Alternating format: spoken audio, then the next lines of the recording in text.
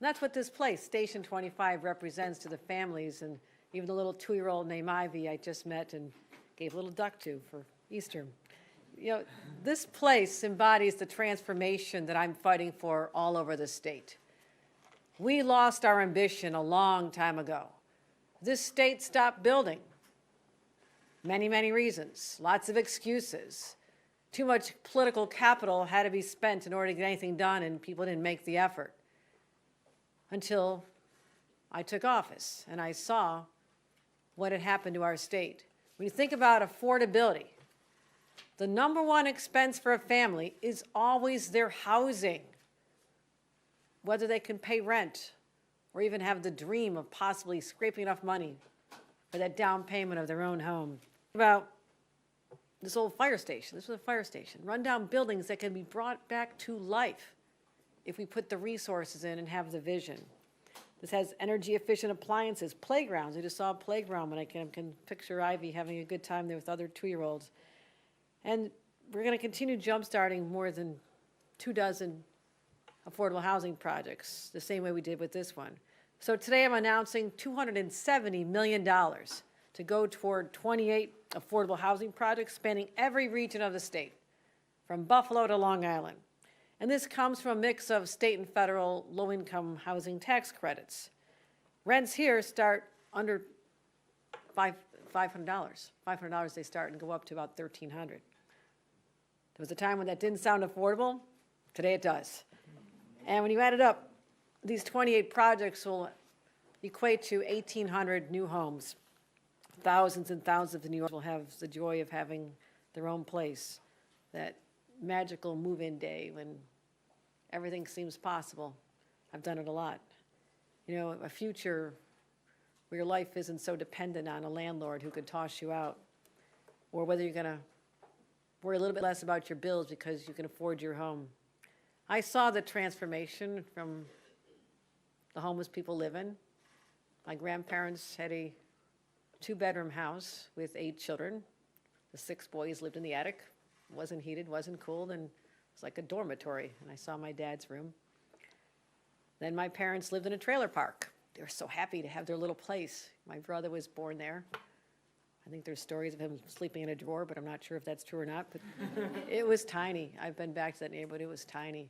Then I came along, Irish family, a year later. They got a little apartment above a flat that was just in the shadow of the steel plant where Dad worked. But as time progressed, my family's opportunities progressed, and you could see their success in that little Cape Cod house, and then the home with 4 bedrooms with their 6 kids, and packing us into rooms. We were always sharing with other students. We had exchange students all the time. We had children from the city come live with us. We had children with disabilities come live. My parents, despite we were tight, they always had room for more. I knew what a family meant, but I also knew what a house meant, to house all of them and the people they invited in. So to me, this is personal. It's a personal quest to make sure that everybody has the same opportunities that I had growing up and others deserve. We also have an opportunity with this Congress. Now, some have given up. I won't. As Paul and I served together back when I first got elected, and we'd sit together as 2 upstaters, sharing a lot of values, a lot of stories about what it was like to serve in then a Republican-dominated House of Representatives. So we know how to fight.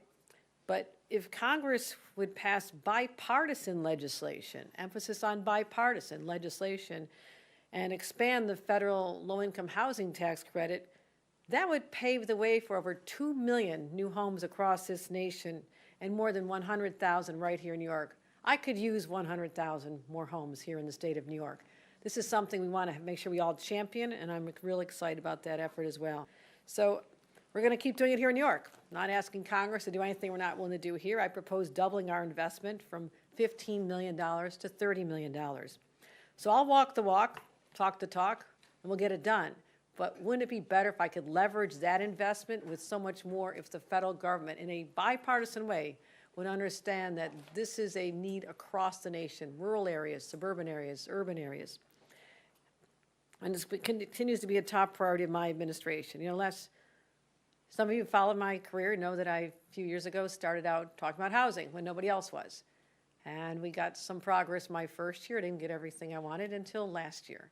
And yes, the budget was a little bit late, but I was not leaving town until I had a meaningful housing package, literally transforming every part of the state. And I wanted to lift barriers to new construction that have been in the state for decades. You know, a lot of play it safers and those keyboard warriors, saying it'll never be done, never be done. We got it done.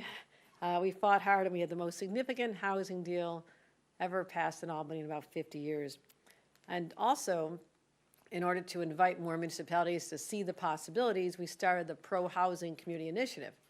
And what I did was bundle together all the discretionary money we had that could help use in Main Street programs and the downtown revitalization programs, bundled it all together in about $650 million. I'm sweetening it with another $100 million this year and saying, if you're a pro-housing community, if you're willing to do what it takes to make sure the zoning laws are changed and you look at your land and within your jurisdiction and see the possibilities and work with developers and create more housing, then you have access to that money. Now, at first, it was 20 little communities. There's a lot of money to divvy up for 20 communities, and I think people quickly saw, like, hey, we better sign up. I'm really proud that 300 communities across the state of New York have now joined our pro-housing.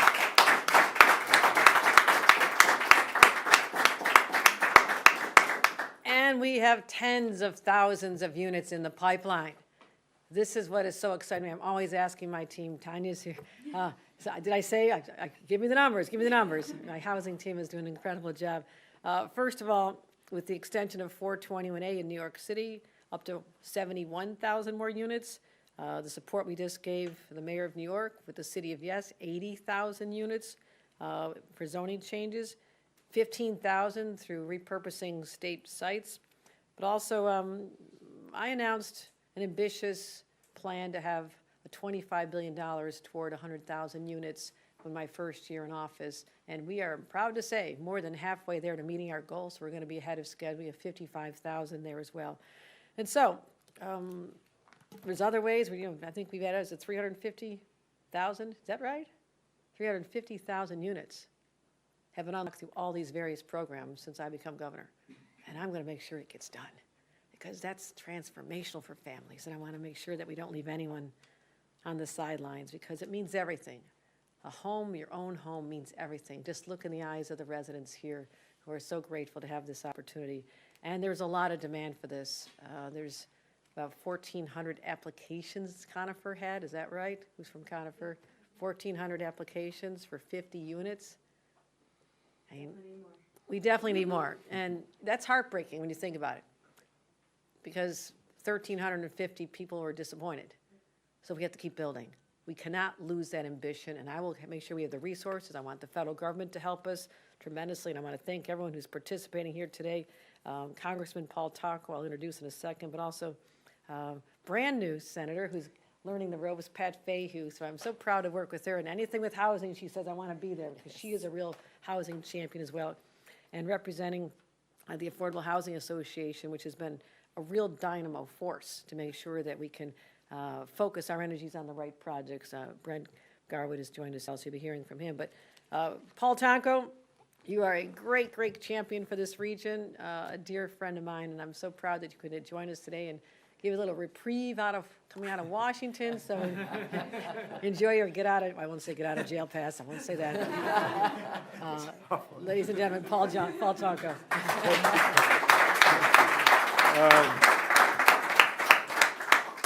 Good morning, everyone, and thank you, Governor, for that kind introduction. And it does feel good to be home and out of the all kinds of tug of war that's going on currently in Washington, but fights that are worth fighting.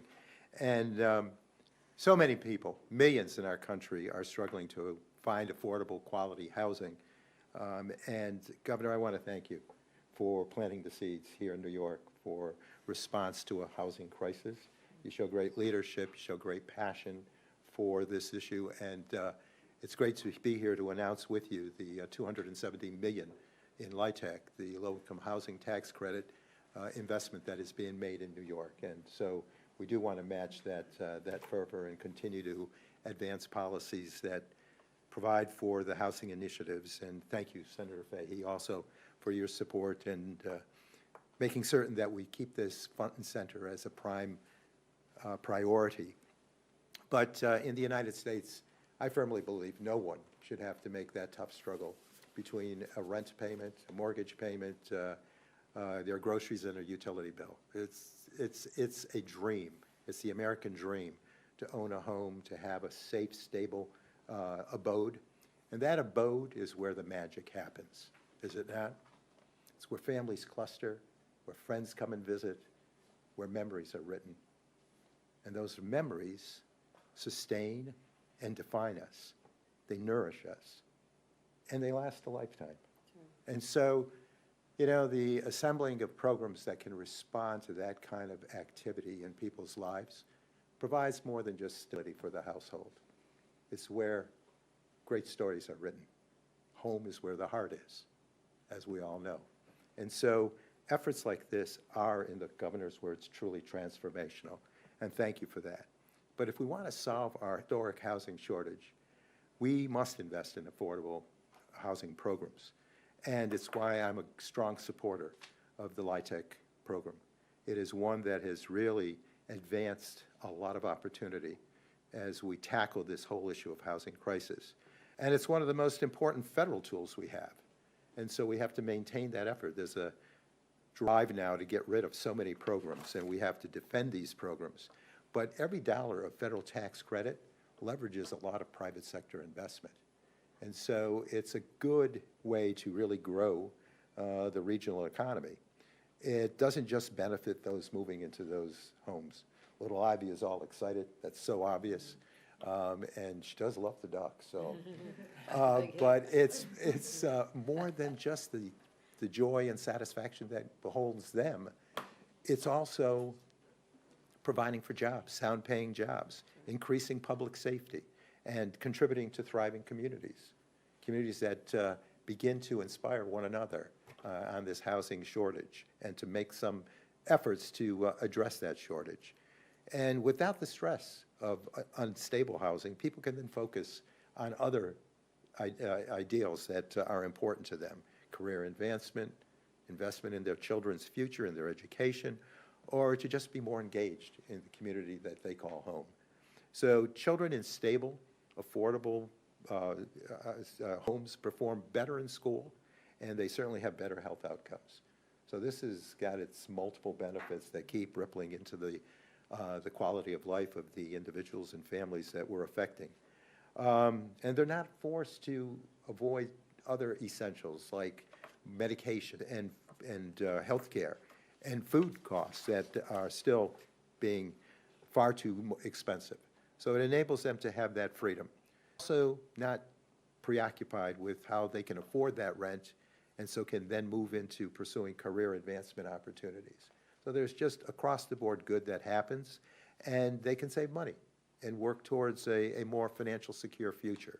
So investing in LIHTC and programs like it is not just about building homes, it's about building a stronger, more equitable country. And in a time when so many essential programs are on the table to be cut, I will do my best to make certain that we go forward and advance even more investment in housing rather than cut deeply into these programs.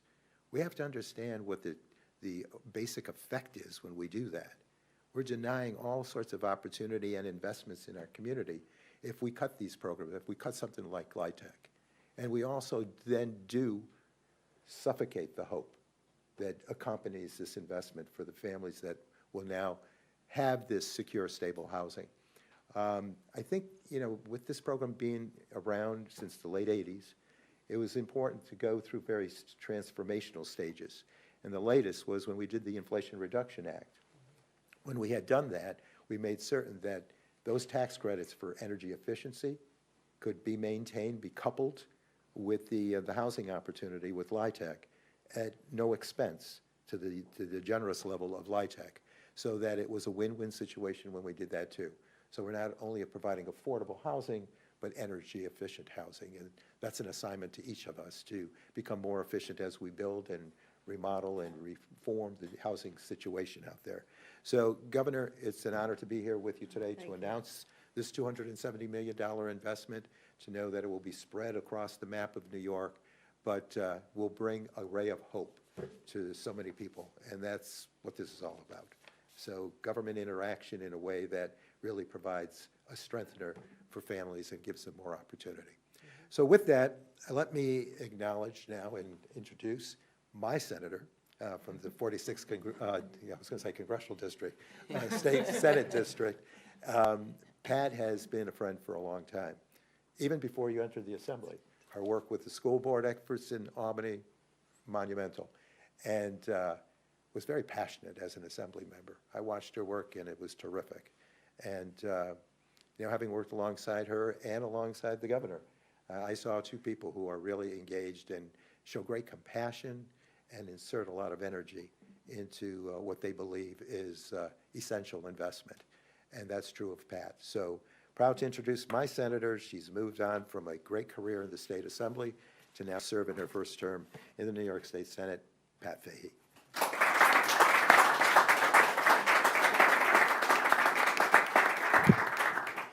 Thank you, Paul Tonko. Thank you, Governor.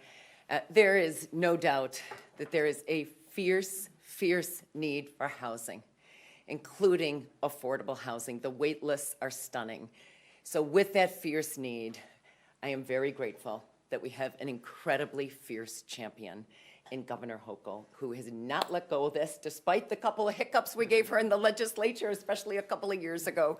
She has not let go of the site. Love the pro-housing communities initiative that started very small, but has grown exponentially in just a year or 2 years, including with most of my communities. So the need, there is a recognition. We spent difficult years during COVID, very difficult years. And that was not long after the 2010, 2012 recession. We weren't building housing, and it came to a standstill during COVID. So there's a lot of reasons, and we can all give excuses. We focused a lot on some housing supply issues, some of the protections which are needed, but we let go of the housing growth until you came along, Governor, and really began to focus us, push us on this. And now we see we are playing catch up. We do need the federal government to help us there. Thank you, Paul Tonko, who is an amazing champion and just tireless in terms of trying to promote this. But we face difficult days, incredibly difficult days with Washington. So the focus is on the states. We will continue to plea at the federal level, continue to rely on those tax credits and talk about that need. But clearly, we can't wait. And I appreciate that you're not waiting, Governor, that we are moving ahead. One of my favorite stats is just a couple of years ago, in New York alone, they estimate that over 1/3 of our residents are spending more than 30% of their income on housing. That's that's a scary number, because that means they're often facing housing instability. When you face housing instability or any form of homelessness, we know that fuels the mental health challenges. It fuels a whole host of health challenges. And again, thank you for your leadership on that, and certainly Congressman Tonko just referred to that. Those issues have not gotten easier. If anything, they've become more challenged since COVID. So when we solve the housing stability and the housing needs in this state, let alone in this country, we help solve family stability. We help solve the mental health, or I like to say mental wellness of those families. And we also know it helps our education levels. You stabilize the family, the kids can focus on the ABCs and not worry about the stress they're seeing in their parents. So it's just a win, win, win. I've been here before for a friend here at Station 25. What an amazing investment. And as the congressman mentioned, that we've claimed these tax credits with energy efficiency efforts. And it's, again, a win-win, because we know our health, our our climate challenges are not going away. We either keep spending billions of dollars on all these weather-related disasters that we just saw again this week in so many states with tornadoes, or we continue to make these investments. And by the way, it's healthier for the residents here as well. So I couldn't be more pleased. I'm honored to join you, honored to partner with both of you as you continue to champion these efforts. And I hope we're going to continue to cut a lot of ribbons throughout the state. And somebody who knows this better than most and has also been a longtime champion, and that's Brett Garwood, who is the New York State Association, head of the New York State Association for Affordable Housing. Brett.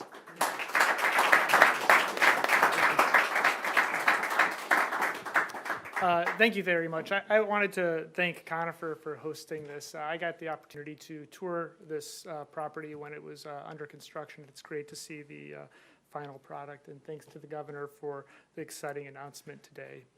My name is Brett Garwood. I'm chair of the board of the New York State Association for Affordable Housing, NYSAFA. And NYSAFA represents the housing providers and the professionals who create the housing, the affordable housing across New York State that we desperately need. Our primary purpose is to advocate for the creation and preservation of affordable housing, because more housing is exactly what we need to address the housing crisis. I also want to point out that New York State, and I think about this a lot, New York State is in many ways a microcosm of the entire nation when you talk about the bipartisan support for the housing crisis.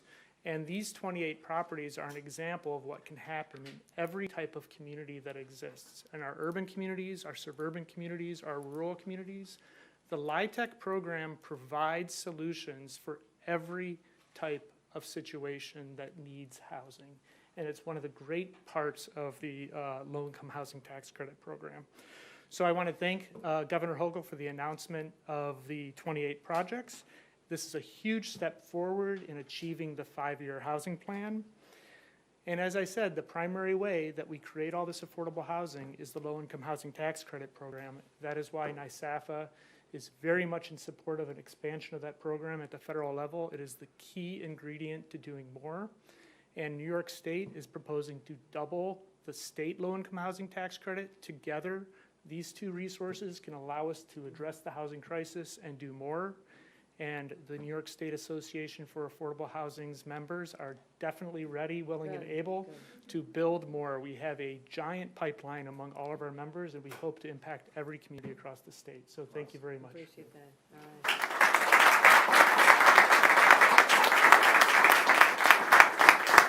Thank you. That concludes our program.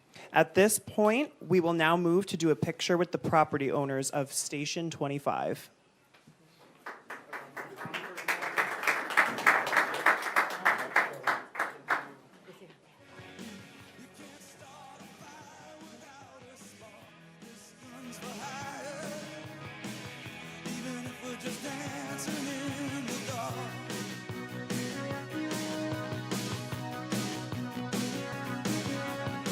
Messages keep getting clearer. Radio's on and I'm moving around the place. I check my look in the mirror.